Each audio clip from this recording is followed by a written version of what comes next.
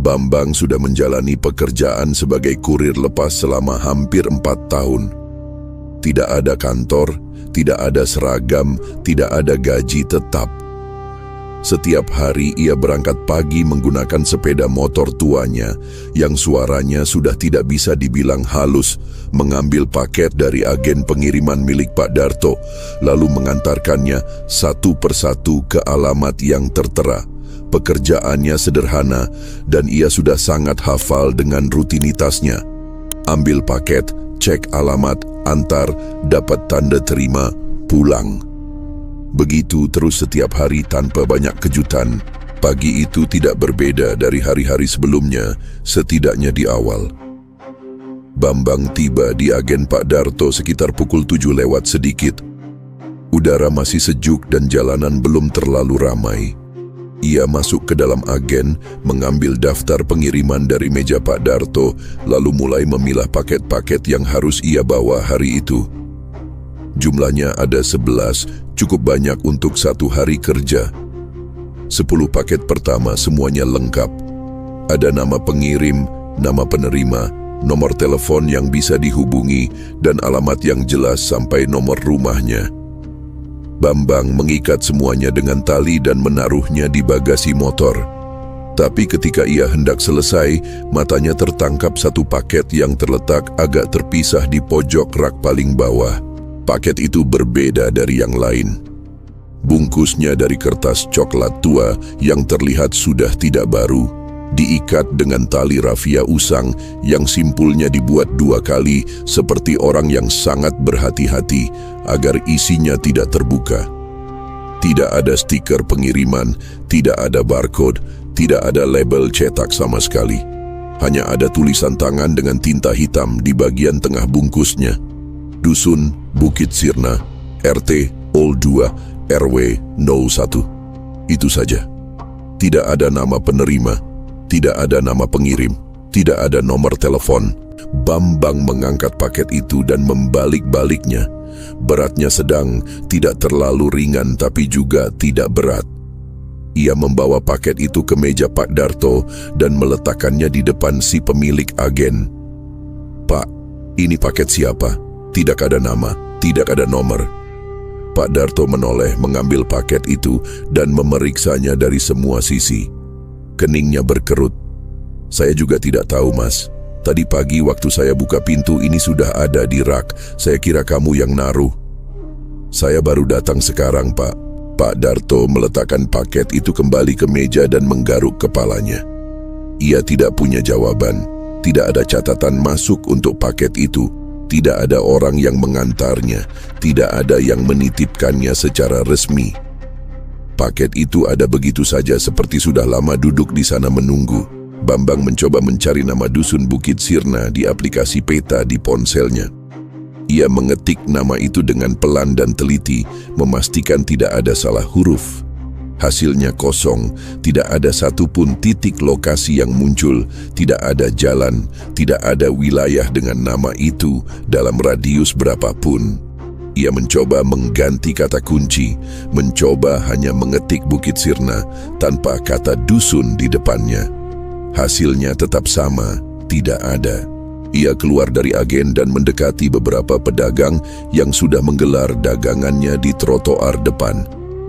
Ada penjual gorengan yang sudah berjualan di situ sejak Bambang pertama kali kenal jalan ini, seorang lelaki tua bernama Pak Warno yang rambutnya sudah putih semua. Bambang menunjukkan tulisan di paket itu dan bertanya apakah Pak Warno pernah mendengar nama dusun Bukit Sirna. Pak Warno membaca tulisan itu 2 kali, lalu menggeleng. "Tidak kenal, Mas. Saya sudah di sini lebih dari 20 tahun, nama itu belum pernah saya dengar." Bambang bertanya ke pedagang lain di sebelahnya, seorang perempuan penjual minuman yang juga sudah bertahun-tahun mangkal di tempat yang sama.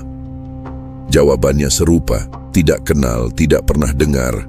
Bambang kembali ke motornya dengan paket itu di tangannya. Ia menyimpannya di dalam jok, di bawah jas hujan lipatannya, dan memutuskan untuk menyelesaikan 10 pengiriman lain terlebih dahulu. Mungkin siang nanti ia akan menemukan seseorang yang tahu. Mungkin ada warga lama atau petugas kelurahan atau siapa saja yang bisa membantunya melacak alamat itu. Siang berlalu. Bambang mengantarkan paket satu persatu dan selesai menjelang sore.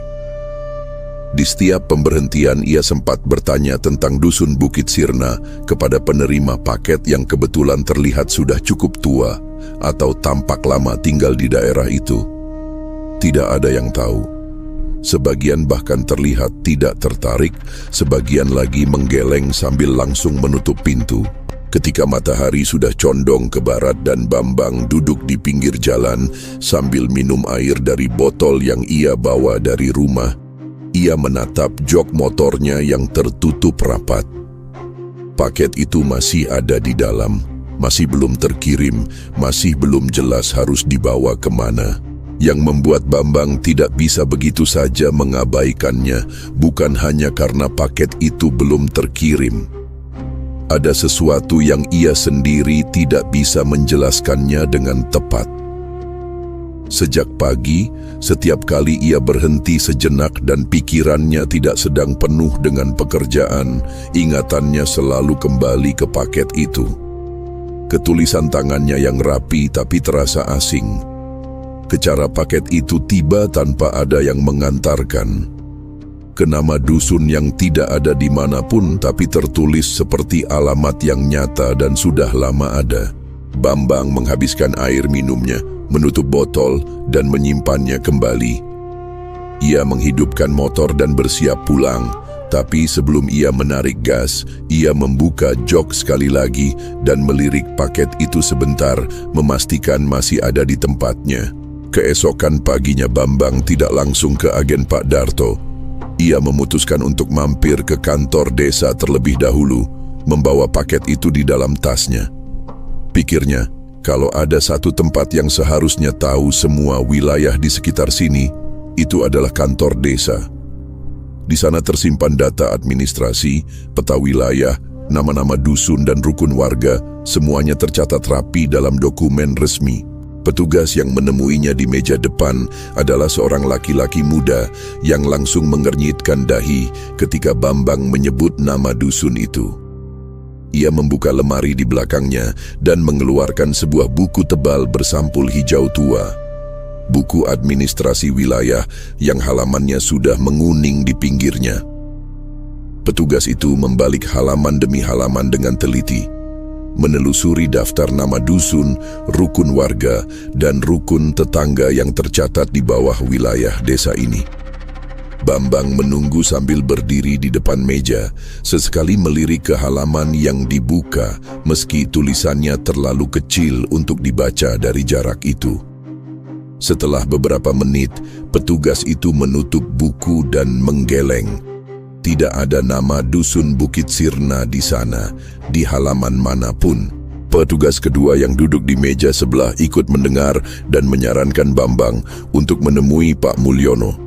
Katanya, lelaki tua itu sudah tinggal di desa ini lebih lama dari siapapun yang masih hidup, dan kalau ada nama tempat yang tidak tercatat di dokumen resmi manapun, Pak Mulyono kemungkinan besar tahu. Bambang mendapat alamat rumah Pak Mulyono dari petugas itu dan langsung ke sana. Rumahnya tidak jauh dari kantor desa, sekitar 5 menit berjalan kaki. Sebuah rumah tua dengan tembok yang sudah sedikit retak di beberapa bagian, dikelilingi tanaman di halaman depannya yang tampak terawat meski sederhana. Pak Mulyono sedang duduk di teras ketika Bambang datang, memegang cangkir teh di kedua tangannya, menatap ke halaman tanpa ekspresi tertentu. Usianya sulit ditebak tapi jelas sudah sangat tua. Rambutnya putih semua, kulitnya keriput dalam, dan tubuhnya kurus namun punggungnya masih tegak. Bambang memperkenalkan diri dan menjelaskan keperluannya. Pak Mulyono mendengarkan tanpa menyela. Ketika Bambang menyebut nama dusun Bukit Sirna, suasana di teras itu berubah. Pak Mulyono tidak langsung bereaksi keras, tidak kaget, tidak juga langsung menjawab. Ia hanya diam. Tangannya yang memegang cangkir teh bergerak perlahan meletakkan cangkir itu ke atas meja kecil di sampingnya. dengan sangat hati-hati seperti tidak ingin menimbulkan suara. Lalu ia menatap Bambang dengan mata yang tenang tapi serius. "Kamu mau ke sana?" tanyanya pelan. "Saya kurir, Pak. Ada paket yang harus diantarkan ke alamat itu, tapi saya tidak bisa menemukan tempatnya." Pak Mulyono tidak langsung menjawab. Ia menatap Bambang agak lama, seperti sedang menimbang sesuatu dalam pikirannya. Kemudian tanpa berkata apa-apa, ia berdiri dari kursinya dan masuk ke dalam rumah. Bambang tidak tahu harus berbuat apa, jadi ia tetap berdiri di teras, menunggu. Beberapa menit kemudian Pak Mulyono kembali membawa selembar kertas yang sudah sangat kusam. Lipatannya membekas dalam dan bagian pinggirnya sudah sobek tipis di beberapa tempat. Ia membuka lipatan kertas itu di atas meja dan memperlihatkannya kepada Bambang. Di atasnya tergambar jalur berupa garis-garis tangan yang tidak presisi dengan beberapa tanda dan tulisan kecil sebagai penanda arah. Tidak seperti peta digital yang rapi, tapi cukup jelas untuk diikuti oleh seseorang yang bersedia memperhatikan dengan seksama. Pak Mulyono menunjuk peta itu sambil berbicara dengan nada yang datar namun tidak bisa dianggap enteng. Ia menyampaikan 3 hal yang harus dipatuhi Bambang tanpa pengecualian. Pertama, perjalanan harus dilakukan dengan berjalan kaki karena tidak ada kendaraan yang bisa masuk ke sana. Kedua, sekali perjalanan dimulai, Bambang tidak boleh berhenti di tengah jalan dengan alasan apapun. Ketiga, ia harus sudah masuk ke wilayah itu sebelum matahari terlalu tinggi. Bambang mendengarkan ketiga pesan itu dengan serius. Ia ingin bertanya lebih banyak, ingin tahu apa alasan dibalik setiap aturan itu, tapi sesuatu dalam cara Pak Mulyono berbicara membuat Bambang menahan pertanyaan-pertanyaannya. Pak Mulyono tidak menjelaskan lebih jauh. Ia melipat kembali peta itu dan menyerahkannya kepada Bambang. "Pak, memang ada apa di sana?" Bambang akhirnya bertanya. Tidak bisa sepenuhnya menahan rasa ingin tahunya. Pak Mulyono menatapnya sebentar sebelum menjawab, "Kalau kamu memang harus ke sana, berarti memang kamu yang dipilih untuk pergi." Itu saja yang ia katakan. Tidak ada penjelasan tambahan, tidak ada peringatan lebih rinci, tidak ada cerita latar tentang tempat itu. Pak Mulyono kembali duduk di kursinya, mengambil cangkir tehnya, dan menatap ke halaman seperti percakapan itu sudah selesai. Pagi berikutnya ia berangkat sebelum matahari benar-benar naik tinggi. Ia menitipkan pesan singkat kepada Pak Darto bahwa ia tidak bisa mengambil paket hari itu karena ada urusan tanpa menjelaskan lebih lanjut. Bambang memasukkan paket kiriman itu ke dalam tas punggungnya bersama bekal air minum dan 1 bungkus roti yang ia beli di warung depan gang.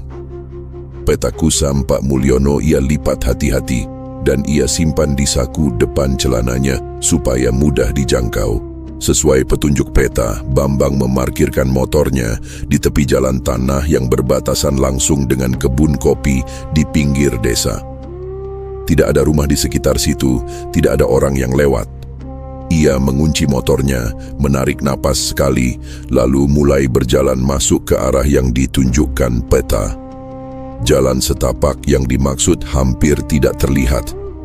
Rumput liar tumbuh menutupi sebagian besar permukaannya dan akar-akar pohon kopi yang besar menonjol dari tanah membentuk tonjolan yang harus ia perhatikan setiap langkahnya agar tidak tersandung.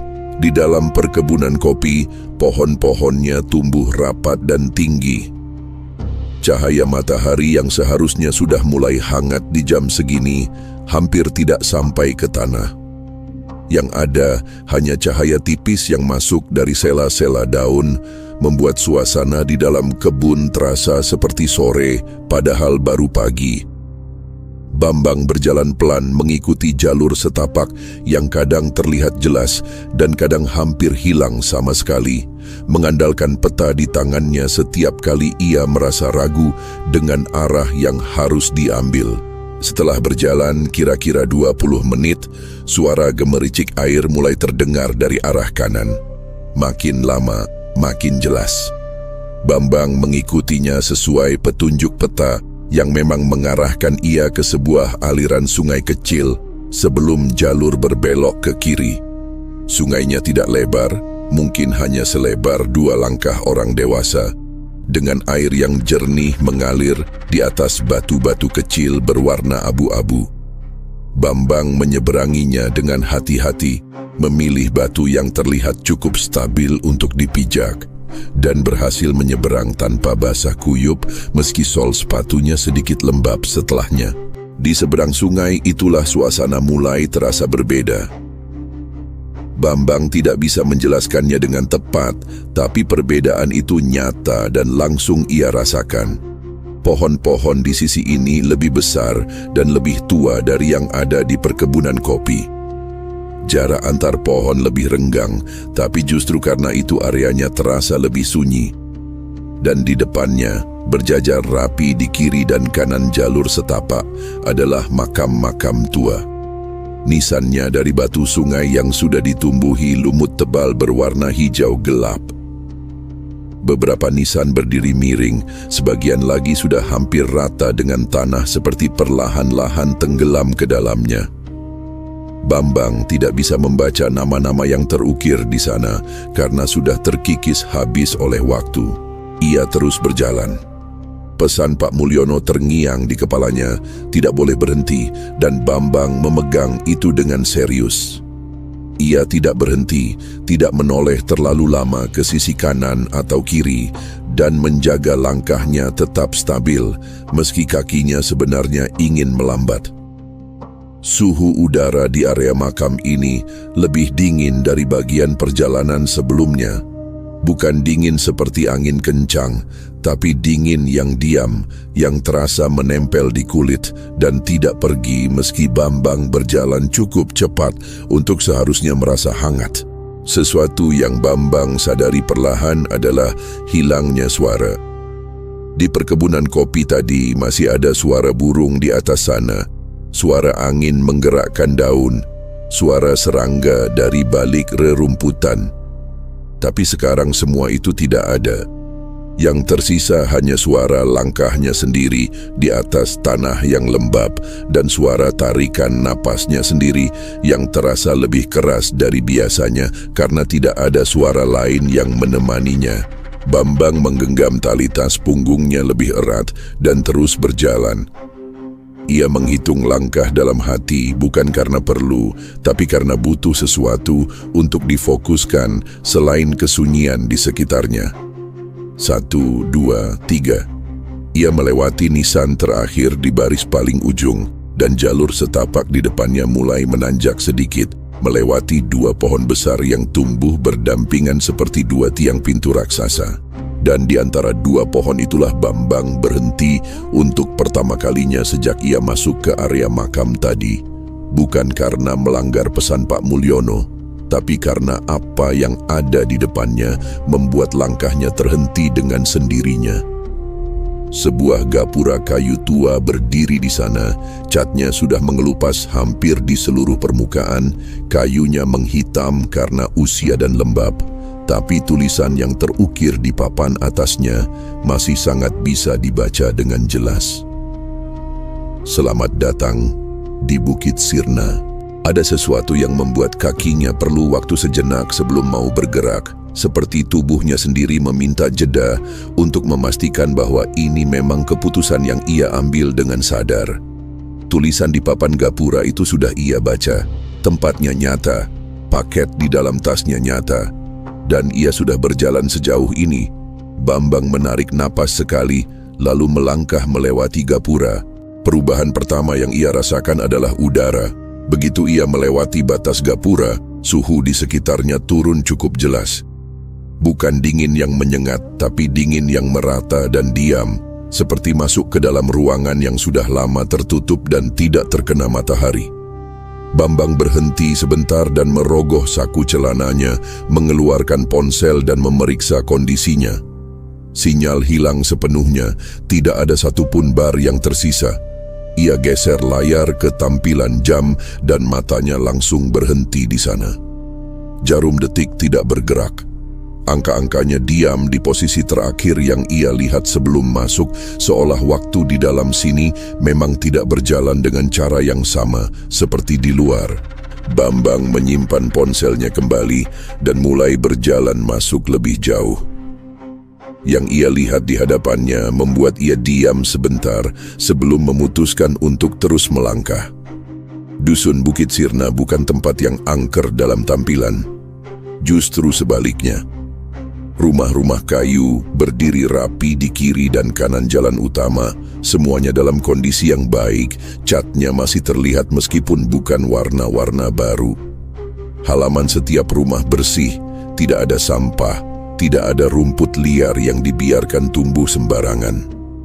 Di depan beberapa rumah, tumbuh tanaman bunga dalam pot tanah liat yang diatur dengan rapi.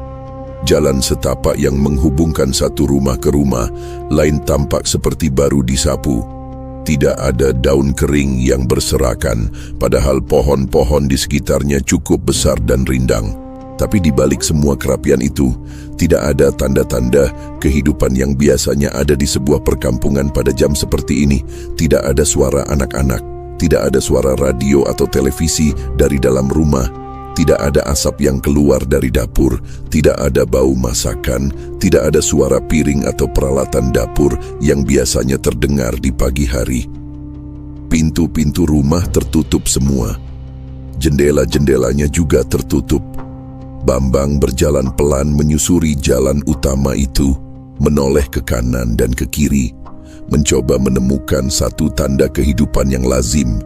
Tidak ada. Yang ada hanya ketenangan. Dan ketenangan di tempat yang seharusnya ada orang, ada kegiatan, ada suara, terasa jauh lebih berat dari kesunyian di tengah hutan yang baru ia lewati. Bambang memperlambat langkahnya dan berdiri sejenak di tengah jalan. Ia tidak tahu harus kemana. Peta Pak Mulyono hanya menunjukkan jalur sampai ke Gapura. Tidak ada petunjuk lebih lanjut tentang di mana ia harus menyerahkan paket setelah masuk. Ia berdiri di sana, melihat ke kiri, ke kanan, ke depan, mencoba memutuskan arah. Dan pada saat itulah, dari balik salah satu rumah di sisi kanannya, muncul seorang lelaki tua. Lelaki itu mengenakan baju lurik lengan panjang dengan warna coklat dan hitam yang sudah pudar, dan sarung dililitkan di pinggangnya. Rambutnya putih semua, wajahnya keriput dalam, dan postur tubuhnya sedikit membungkuk karena usia.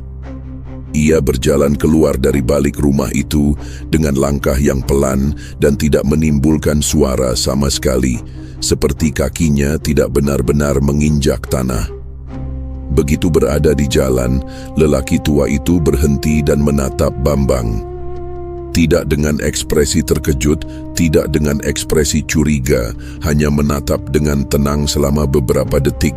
Bambang membuka mulut hendak mengucapkan salam atau bertanya. Tapi sebelum ia sempat mengeluarkan suara, lelaki tua itu berbalik dan mulai berjalan ke arah yang lebih dalam, ke dusun, pelan dan stabil, tanpa menoleh ke belakang. Tidak ada isyarat dengan tangan, tidak ada kata-kata. Tapi caranya berjalan seperti orang yang tahu bahwa ia akan diikuti. Bambang mempertimbangkan ini hanya sebentar sebelum memutuskan untuk mengikutinya. Ia tidak punya pilihan lain yang lebih masuk akal. Ia tidak tahu alamat yang lebih spesifik, tidak ada orang lain yang bisa ditanya. Dan lelaki tua ini satu-satunya tanda kehidupan yang ia temukan sejak masuk ke dusun. Bambang mempercepat langkah sedikit untuk tidak terlalu tertinggal, mengikuti dari jarak beberapa meter di belakang. Mereka melewati 4 atau 5 rumah dalam diam. Bambang memperhatikan sekitarnya sambil berjalan, mencatat detail-detail kecil yang semakin memperkuat perasaan aneh yang sudah ada sejak ia masuk tadi. Tidak ada jejak binatang peliharaan, tidak ada kandang ayam, tidak ada tali jemuran dengan pakaian yang digantungkan. Semuanya ada, tapi dalam batas yang paling minimum, seperti perkampungan yang disiapkan untuk terlihat layak huni tanpa benar-benar dihidupi sepenuhnya. Bambang mengetuk 3 kali dan mundur setengah langkah, menunggu. Suara ketukannya terdengar jelas di udara yang sunyi ini dan kemudian sepi lagi. Ia menunggu sekitar 10 detik sebelum pintu itu terbuka dari dalam. Perempuan yang membuka pintu mengenakan kebaya biru dengan motif yang sederhana. Rambutnya disanggul rapi di belakang kepala. Wajahnya tenang, usianya sulit ditebak, dan matanya menatap Bambang tanpa ada tanda kaget sedikit pun. Seperti ia sudah tahu sejak tadi bahwa akan ada seseorang yang datang mengetuk pintunya pagi ini. "Saya kurir," kata Bambang. "Ada paket yang harus diantarkan ke alamat ini." Perempuan itu mengangguk pelan. "Silakan masuk." Ruangan yang Bambang masuki sederhana. Ada 2 kursi kayu dan sebuah meja kecil di tengah ruang depan. Lantai papannya bersih dan dindingnya polos tanpa hiasan apapun. Tidak ada televisi, tidak ada barang-barang modern. Cahaya masuk dari jendela kecil di sisi kiri yang tirai putihnya sedikit tersibak. Suasananya tenang dengan cara yang berbeda dari ketenangan di luar tadi. Kalau ketenangan di jalan dusun tadi terasa seperti kekosongan, ketenangan di dalam rumah ini terasa seperti tempat yang memang sengaja dijaga agar tetap tenang. Bambang membuka resleting tasnya dan mengeluarkan paket itu. Ia menyerahkannya dengan kedua tangan. Perempuan itu menerimanya juga dengan kedua tangan, menggenggamnya sebentar di depan dadanya, dan matanya sedikit memejam seperti orang yang baru saja menerima sesuatu yang sudah lama ditunggu. Kemudian ia tersenyum tipis, bukan senyum yang lebar atau dramatis, hanya senyum kecil yang terlihat tulus. Bambang tidak bertanya apa isi paket itu. Ia tidak bertanya siapa yang mengirimnya. Sesuatu dalam suasana ruangan ini membuat pertanyaan-pertanyaan itu terasa tidak perlu diucapkan. Seperti ada aturan tidak tertulis bahwa di tempat ini orang berbicara hanya tentang hal yang perlu saja. Perempuan itu kemudian masuk sebentar ke ruangan dalam dan kembali membawa segelas air putih yang diletakkannya di atas meja.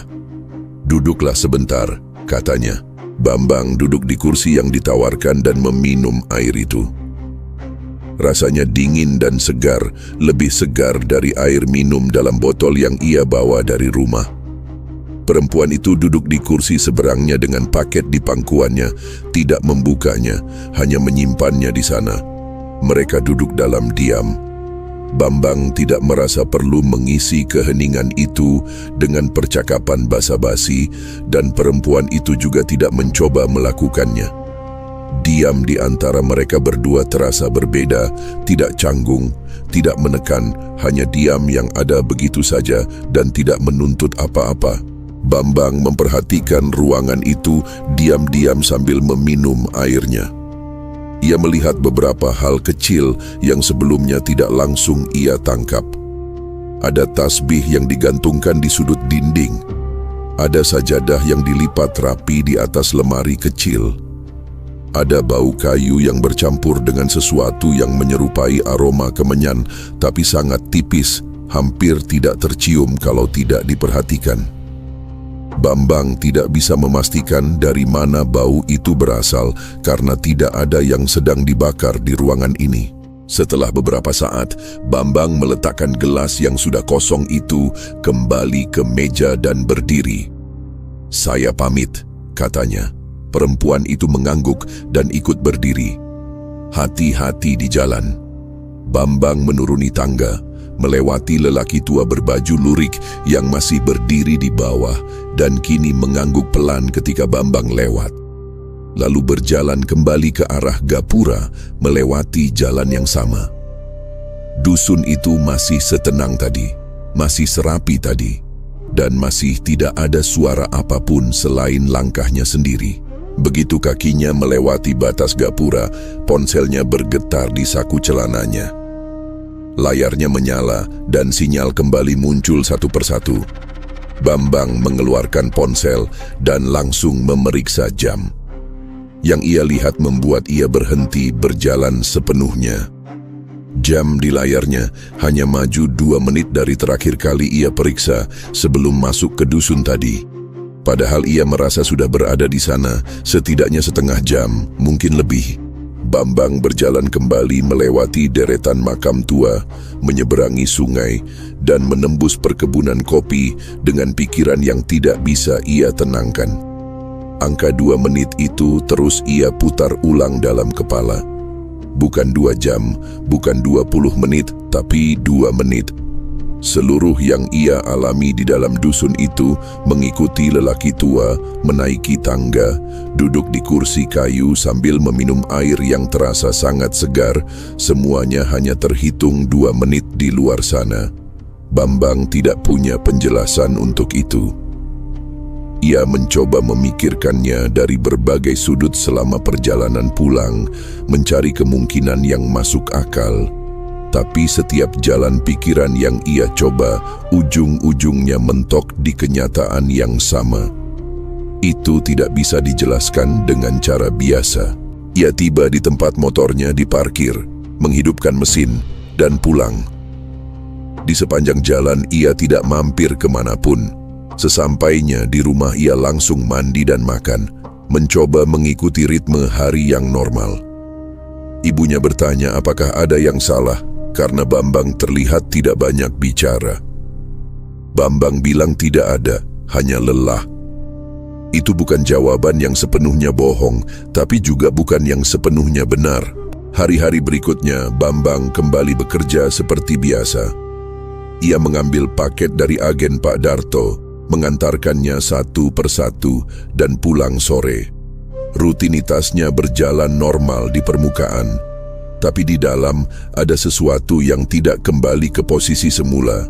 Setiap kali ia mengambil paket di rak agen, matanya selalu bergerak lebih dulu ke pojok rak paling bawah, tempat dulu ia menemukan paket dengan tulisan tangan itu. Selalu kosong. Ia tahu itu, tapi matanya tetap ke sana setiap pagi, seolah sedang mengecek sesuatu yang tidak ia akui, sedang ia tunggu. 4 hari setelah ia kembali dari Bukit Sirna, ibunya memanggilnya dari arah depan rumah pada jam siang, ketika Bambang baru saja selesai makan. Suara ibunya tidak panik, hanya memanggil dengan nada biasa, memberitahu bahwa ada paket di depan pintu. Bambang keluar dan melihat ibunya berdiri di teras dengan ekspresi sedikit bingung. Kata ibunya, ia baru saja membuka pintu depan untuk menyapu teras dan paket itu sudah ada di sana. Tidak ada motor kurir yang parkir di depan, tidak ada suara orang datang, tidak ada yang mengetuk pintu sebelumnya. Bambang mengambil paket itu dari tangan ibunya dan memeriksanya. Ia langsung mengenali kertas cokelat tuanya, tali rafia usang yang disimpul 2 kali dengan cara yang persis sama seperti paket pertama yang ia temukan di agen Pak Darto. Bungkusnya terasa sedikit lembab di permukaan, persis seperti dulu.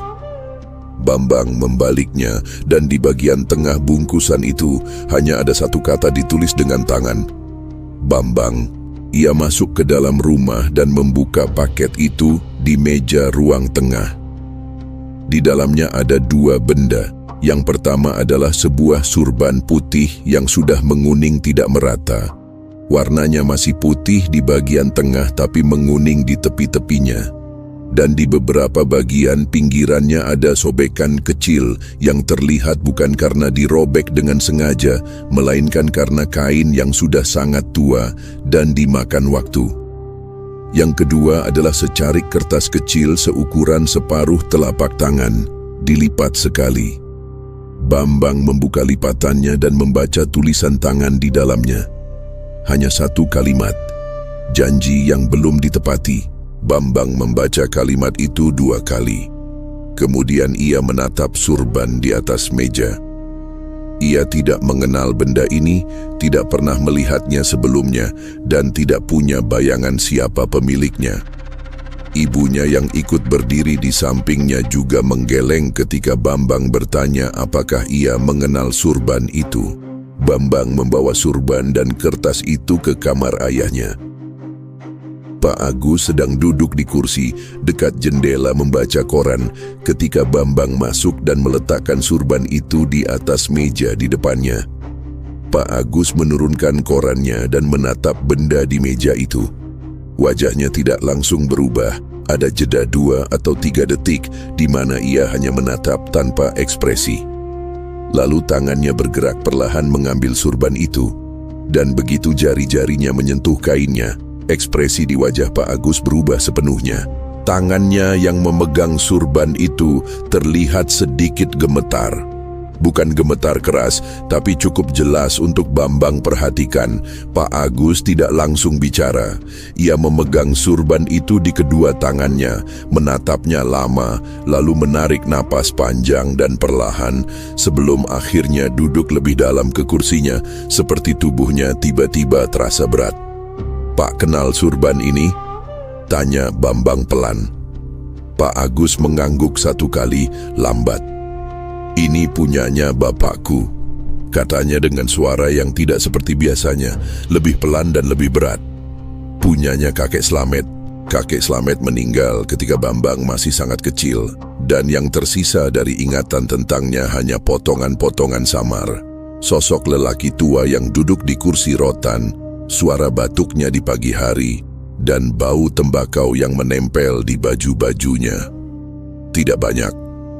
Tidak cukup untuk membentuk gambaran yang utuh tentang siapa kakeknya itu sebenarnya.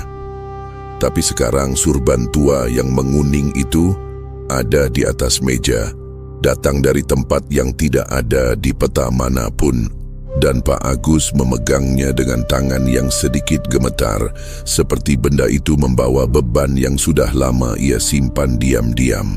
Malam itu mereka bertiga duduk di ruang tengah setelah makan malam.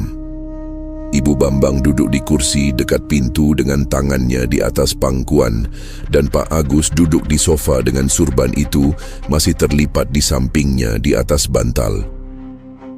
Lampu ruang tengah menyala terang, tapi suasananya terasa lebih sepi dari biasanya.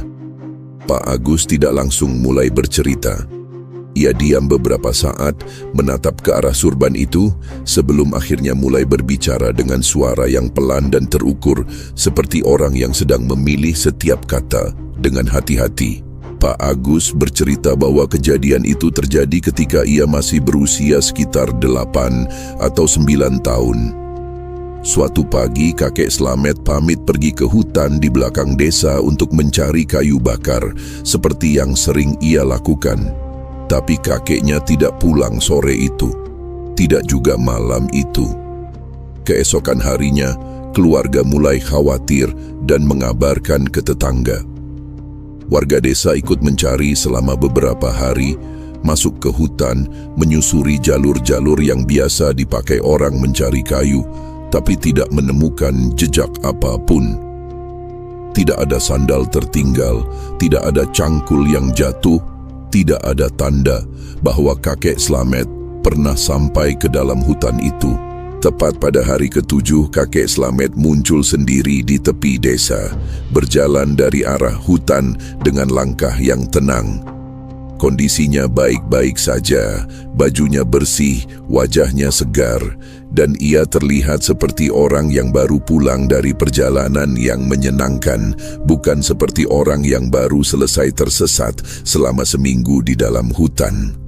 Seluruh keluarga dan sebagian warga yang mendengar kabar itu langsung menemuinya dan bertanya apa yang terjadi. Kakek Slamet bercerita bahwa ia memang tersesat pada hari pertama masuk hutan. Ia berjalan mencari jalan keluar, tapi justru semakin masuk ke dalam. Kemudian ia ditemukan oleh beberapa orang yang tinggal di sebuah perkampungan di dalam hutan yang tidak pernah ia tahu keberadaannya, meski sudah puluhan tahun tinggal di desa itu. Orang-orang itu menerimanya dengan baik, memberinya tempat tinggal, makan, dan merawatnya selama ia berada di sana.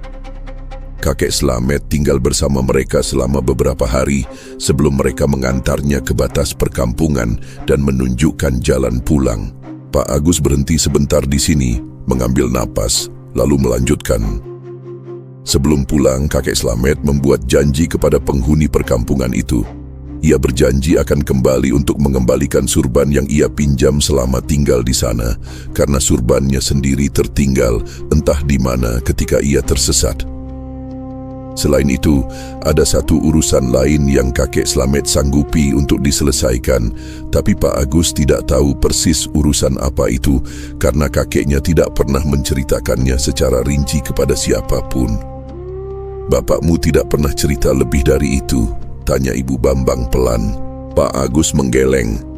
Dia ceritanya juga tidak banyak. Kalau ditanya lebih jauh, dia cuma bilang nanti dia akan kembali ke sana untuk menyelesaikan semuanya. Tapi kakek Slamet tidak pernah kembali. Beberapa bulan setelah kejadian itu, kesehatannya mulai menurun. Awalnya hanya batuk-batuk yang tidak sembuh, lalu badannya semakin lemah. Dan dalam waktu kurang dari 2 tahun sejak ia pulang dari hutan itu, kakek Slamet meninggal dunia. Surban yang ia bawa pulang dari perkampungan itu tersimpan di lemari kamarnya. Dan setelah ia meninggal, surban itu ikut tersimpan bersama barang-barang lainnya, hingga akhirnya Pak Agus tidak ingat lagi di mana persisnya barang-barang itu berada. Sampai malam ini, ketika surban itu muncul kembali di atas meja di depannya, datang dari tempat yang sama dengan tempat yang diceritakan almarhum ayahnya dulu. Bambang mendengarkan semua itu tanpa menyela. Setelah Pak Agus selesai berbicara, ruangan itu diam beberapa saat. Bambang menatap surban di atas bantal sofa itu dan pikirannya mulai menyusun potongan-potongan yang selama beberapa hari ini terasa tidak tersambung. Paket pertama yang datang ke agen Pak Darto tanpa pengirim, alamat yang tidak ada di peta manapun, perempuan berkebaya biru yang menerima paket seolah sudah menunggunya, angka 2 menit di layar ponselnya. Dan sekarang surban ini yang kembali bersama satu kalimat di secarik kertas kecil. Semuanya mulai membentuk garis yang mengarah ke satu titik yang sama. Tapi keesokan paginya ketika ia bangun dan melihat surban itu masih terlipat di atas meja ruang tengah tepat di mana Pak Agus meninggalkannya semalam, Bambang tahu bahwa tidak ada yang perlu lama-lama dipikirkan. Garis yang kemarin malam mulai terbentuk di kepalanya sudah cukup jelas. Paket pertama datang ke tangannya, bukan ke tangan kurir lain. Surban itu kembali dengan namanya yang tertulis di bungkusnya, bukan nama ayahnya, bukan nama ibunya. Dan janji yang belum ditepati itu bukan janji yang bisa dibiarkan menggantung terus hanya karena orang yang membuat janji itu sudah tidak ada. Bambang mengambil surban itu, melipatnya rapi dengan kedua tangan, dan menyimpannya di dalam tas punggungnya. Ia tidak memberitahu ayah atau ibunya tentang rencananya hari itu, bukan karena menyembunyikan sesuatu, tapi karena ia tidak ingin percakapan panjang yang ujungnya adalah kekhawatiran yang tidak akan mengubah keputusannya. Ia berangkat pagi menitipkan kabar kepada Pak Darto bahwa ia tidak bisa mengambil paket hari ini dan mengarahkan motornya ke tepi desa, ke jalan tanah di depan perkebunan kopi yang sudah ia kenal. Perjalanan kali ini terasa berbeda sejak langkah pertama. Bukan karena jalurnya berubah, semuanya masih sama. Jalan setapak yang tertutup rumput, pohon-pohon kopi yang rapat, suara gemericik sungai yang datang dari kanan sebelum tikungan. Tapi cara Bambang merasakannya berbeda. Dulu setiap langkah terasa seperti berjalan masuk ke sesuatu yang tidak ia kenali dan tidak ia mengerti. Sekarang langkahnya lebih ringan karena ia tahu kemana ia pergi dan ia tahu mengapa. Ketika ia menyeberangi sungai kecil berbatu, ia tidak berhenti memilih pijakan terlalu lama. Ketika ia melewati deretan makam tua dengan nisan-nisan berlumut yang sebagian sudah miring, ia tidak memperlambat langkah. Ia berjalan dengan kecepatan yang sama dan pandangannya lurus ke depan. Gapura kayu tua itu berdiri di tempat yang sama di antara 2 pohon besar. Bambang melangkah masuk tanpa berhenti kali ini. Dan yang ia temukan di dalam berbeda dari kunjungan pertamanya. Beberapa warga berdiri di halaman rumah masing-masing ketika ia melewati jalan utama dusun. Mereka tidak menghampiri, tidak berteriak memanggil, hanya berdiri dan mengangguk ketika Bambang lewat di depan mereka dengan ekspresi yang tenang dan tidak asing, seperti mengangguk kepada seseorang yang sudah mereka kenal dan sudah mereka tunggu kedatangannya. Lelaki tua berbaju lurik sudah berdiri di tengah jalan jauh sebelum Bambang sampai ke posisi di mana mereka bertemu pertama kali dulu. Kali ini lelaki itu tidak berbalik dan berjalan diam-diam mengharap diikuti. Ia berdiri menghadap Bambang, menunggu, dan ketika Bambang tiba di depannya, lelaki itu mengangguk sekali lalu mulai berjalan ke arah rumah panggung besar. Bukan seperti dulu yang terasa seperti Bambang harus menebak apakah ia boleh mengikuti. Kali ini jalannya bersama. Perempuan berkebaya biru sudah berdiri di depan pintu rumah panggung ketika mereka tiba, seolah ia tahu persis kapan Bambang akan sampai di depan tangganya. Ia mempersilakan Bambang masuk dan kali ini membawanya lebih jauh ke dalam rumah, melewati ruang depan tempat Bambang duduk di kunjungan pertama, dan masuk ke ruangan di bagian belakang yang pintunya terbuat dari kayu berukir dengan motif sederhana. Di balik pintu itu ada sebuah masjid panggung kecil. Lantainya dari papan kayu yang bersih, sajadah-sajadah terlipat rapi di rak dinding, dan cahaya masuk dari dua jendela kecil di sisi kanan dan kirinya. Ruangannya tidak besar, tapi terasa lapang dan udaranya lebih sejuk dari bagian rumah manapun yang Bambang lewati sebelumnya. "Kakek kamu sering salat di sini," kata perempuan itu pelan, berdiri di samping Bambang yang menatap ruangan itu. Bambang tidak menjawab.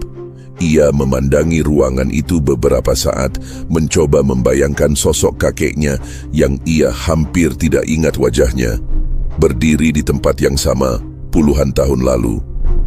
Kemudian ia membuka tasnya dan mengeluarkan surban yang sudah ia lipat rapi dari rumah. Ia menyerahkannya kepada perempuan itu dengan kedua tangan. Perempuan itu menerimanya dengan kedua tangan juga, menggenggamnya sebentar di depan dadanya seperti yang ia lakukan dengan paket pertama dulu. Lalu ia berkata, "Terima kasih sudah datang." Kalimat itu sederhana tapi Bambang merasakannya dengan cara yang tidak mudah ia jelaskan. Bukan terima kasih yang basa-basi, bukan yang diucapkan karena sopan santun. Terima kasih itu terdengar seperti sesuatu yang sudah lama ingin diucapkan dan baru sekarang ada orangnya. Sebelum Bambang pamit, perempuan itu masuk sebentar ke ruang depan dan kembali membawa sepucuk surat yang dilipat rapi. Ia menyerahkannya kepada Bambang dan berkata bahwa surat itu untuk ibunya. Bambang menerimanya dan menyimpannya di saku depan tasnya. Malam itu di rumah, Ibu Bambang membaca surat itu sendiri di kamarnya. Bambang tidak membacanya, itu bukan suratnya. Tapi ia melihat ibunya keluar dari kamar dengan mata yang sedikit basah dan wajah yang terlihat lebih ringan dari biasanya. Ibunya tidak bercerita apa isi surat itu dan Bambang tidak bertanya. Ada hal-hal yang cukup dirasakan tanpa perlu dibicarakan. Sejak hari itu tidak ada lagi paket dengan alamat dusun Bukit Sirna yang masuk ke agen Pak Darto. Bambang kembali bekerja seperti biasa, mengambil paket setiap pagi, mengantarkannya satu persatu, pulang sore. Rutinitasnya tidak berubah dari luar. Tapi sesuatu di dalam dirinya sudah berbeda dan ia tahu itu. Ia pernah pergi ke tempat yang tidak ada di peta manapun, bertemu dengan orang-orang yang tidak bisa ia jelaskan keberadaannya dengan cara biasa dan menyelesaikan sesuatu yang bukan ia yang memulainya. Tidak semua orang mendapat kesempatan seperti itu dan Bambang tidak mau menyia-nyiakannya dengan berpura-pura bahwa itu hanya mimpi atau kebetulan yang aneh. Kepada beberapa kurir yang ia kenal cukup dekat, sesekali Bambang menyampaikan satu hal saja. bahwa ada alamat yang tidak akan pernah bisa ditemukan lewat aplikasi peta manapun. Dan kalau suatu hari mereka menemukan paket tanpa nama pengirim dengan tulisan tangan di bungkus kertas coklat tua, jangan diabaikan begitu saja. Bukan karena harus pergi ke sana, tapi karena kalau paket itu memang ada di tangan mereka, kemungkinan besar memang mereka yang ditakdirkan untuk membawanya.